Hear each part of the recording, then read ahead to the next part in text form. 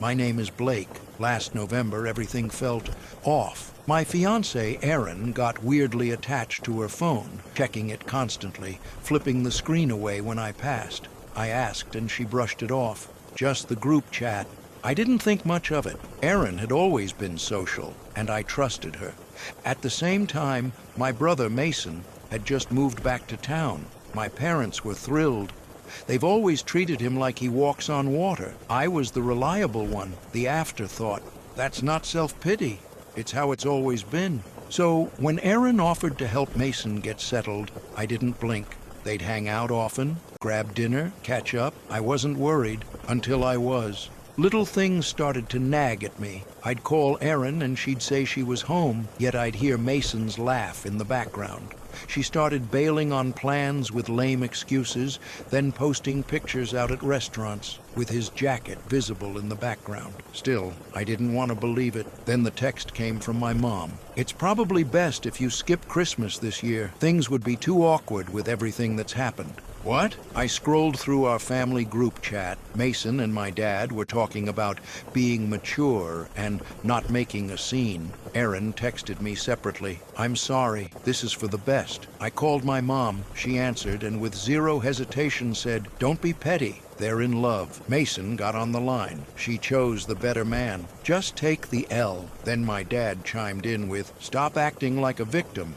You were never good enough for her anyway." I went cold. I hung up, opened the family group chat and typed, "Thanks for showing me exactly who you are. Makes it easy to cut every one of you off." Then I deleted the chat, blocked them all. Mason, my parents, Erin. I didn't cry, didn't scream, just moved out of my apartment where Erin and I were supposed to live after the holidays. I crashed at a friend's spare room. Quiet guy, no questions.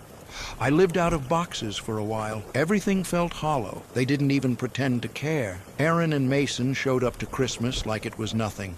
My mom posted a photo captioned, "So happy for these two." I didn't just lose a partner.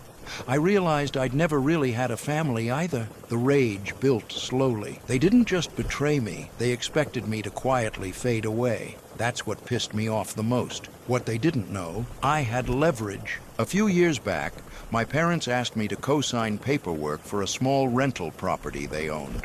Mason couldn't qualify on his own, and I was the reliable one, so I signed. Mason lived there rent-free. My parents covered utilities. I never saw a cent. Erin also owed me money. We'd split moving expenses and some joint furniture. She kept saying she'd Venmo me next week. I'd let it slide because I thought we had a future. Not anymore. I started digging through emails, texts, paperwork. I built a file. Every unpaid balance, every agreement, every message where Erin promised to pay. Then I checked the property title. As a co-owner, I had the right to force a sale. My parents were over-leveraged already, always bailing Mason out. They wouldn't be able to buy me out. Perfect. I drafted an email. "I'm removing myself from the property. You have 30 days to resolve it, or it goes on the market." I didn't send it yet. I wanted to time it right. Then I messaged Erin with an attached PDF. "You owe me $3,470. I expect payment in full by the end of the month." She read it, didn't reply, just liked the message. Classic Erin. Mutual friends reached out, not to defend me. Oh no. But to encourage peace. Just let it go. They're happy. Why stir things up? I sent them the screenshots, the receipts. Most didn't reply. A few apologized. I didn't need their sympathy. I needed clarity.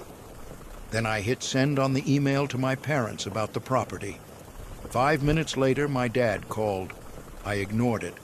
Then came texts from my mom, Mason, my dad again.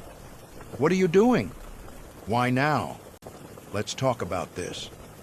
I ignored it for hours, took a long walk, played old playlists, felt the cold air on my face. Finally, I answered my dad's call. "You're being immature," he said. "Mason can't afford to buy you out. You're putting us in a tough spot." I replied calmly, "You made your choice.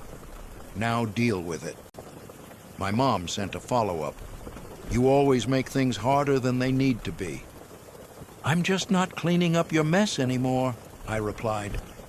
That night, Mason called me. You're really doing this? You don't get to screw me over and keep the free ride. You're just bitter, he said. She picked me. I laughed and hung up. Erin finally responded to the payment request. You're being petty. I resent the breakdown. She didn't reply again. A few days later, Mason showed up uninvited at the apartment where I was staying, pounded on the door. My friend told him to leave. He barged in anyway, got in my face. You're not going to ruin my life over this. Looks like you already did that yourself. He shoved me. I shoved him back. My friend broke it up. My mom texted, Mason told me what happened. You're out of control.